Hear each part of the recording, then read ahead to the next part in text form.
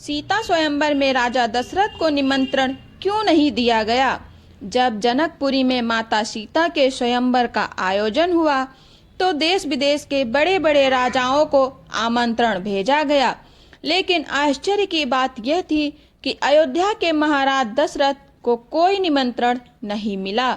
यह किसी आपसी बैर या ईर्ष्या का परिणाम नहीं था, बल्कि इसके पीछे एक गंभीर और चौंकाने वाली घटना छिपी थी, जिसने राजा जनक को भीतर तक डरा दिया था। वह घटना जिसने राजा जनक को सोचने पर मजबूर कर दिया। राजा जनक के राज्य में एक युवक का विवाह हुआ। विवाह के बाद वो सजे धजे रूप में पहली बार अपनी ससुराल जा रहा था। रास्ते में उसे एक दलदल में फंसी हुई गाय दिखाई दी, जो मृत्यु की कगार पर थी। युवक के मन में क्षण भर के लिए उसे बचाने का विचार आया, लेकिन अगले ही पल उसने सोचा, अगर मैं दलदल में उतरा तो मेरे कपड़े खराब हो जाएंगे और मैं ससुराल कैसे जाऊंगा। यह सोचकर उसने गाय के ऊपर पैर रखा और आगे बढ़ गया। गाय ने अंतिम क्षणों में उसे शाप दिया, जिसे देखने के लिए तू जा रहा है उसे तू देख नहीं पाएगा, और यदि देख भी लिया तो वह तुरंत मृत्यु को प्राप्त होगी। इतना कहकर गाय ने प्राण त्याग दिए। शाप का प्रभाव युवक ससुराल पहुंचा, लेकिन घर के भीतर जाने का साहस नहीं कर सका। जब पत्नी उसे बुलाने आई और बार बार आग्रह करने लगी, तब उसने पूरी घटना बता दी। पत्नी ने कहा, मैं पतिव्रता हूँ, मुझ पर कोई अनिष्ट नहीं होगा, आप मेरी ओर देखिए। जैसे ही युवक ने नजर उठाई, उसकी आंखों की रोशनी चली गई। पत्नी की पतिव्रता शक्ति के कारण उसकी मृत्यु तो नहीं हुई, लेकिन युवक अंधा हो गया। राजा जनक की चिंता और समाधान। पीड़ित दंपति राजा जनक के दरबार पहुँचे। राजा ने सभी विद्वानों और ब्राह्मणों से उपाय पूछा।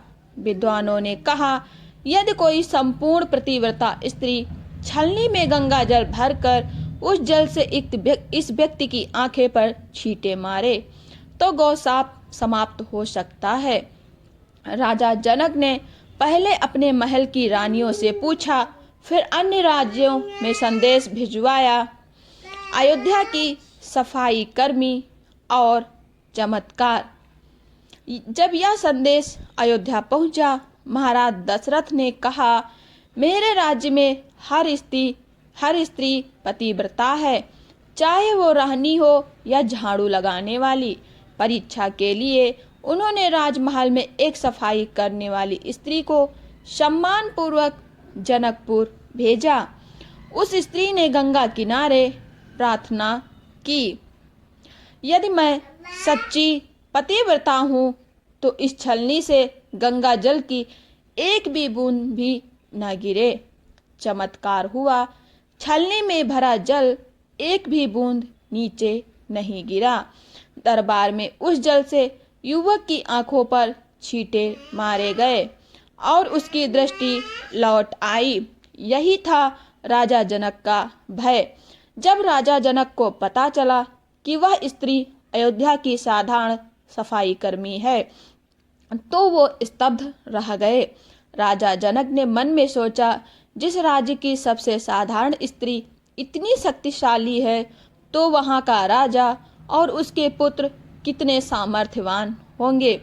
उन्हें भय हुआ कि यदि अयोध्या से कोई साधारण व्यक्ति भी स्वयंवर में आया और शिव धनुष उठा लिया, तो राजकुमारी सीता का विवाह किसी निम्न माने जाने वाले व्यक्ति से ना हो जाए।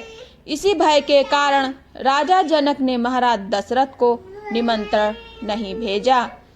लेकिन विधि का विधान, कहते हैं ना, जो विधि ने लिखा है उसे कोई टाल नहीं सकता। वन भ्रमण के दौरान गुरु विश्वामित्र के साथ अयोध्या के राजकुमार जनकपुर पहुँचे और वही हुआ जो होना था। भगवान श्री राम ने शिव धनुष तोड़ा और माता सीता का वरण किया गया।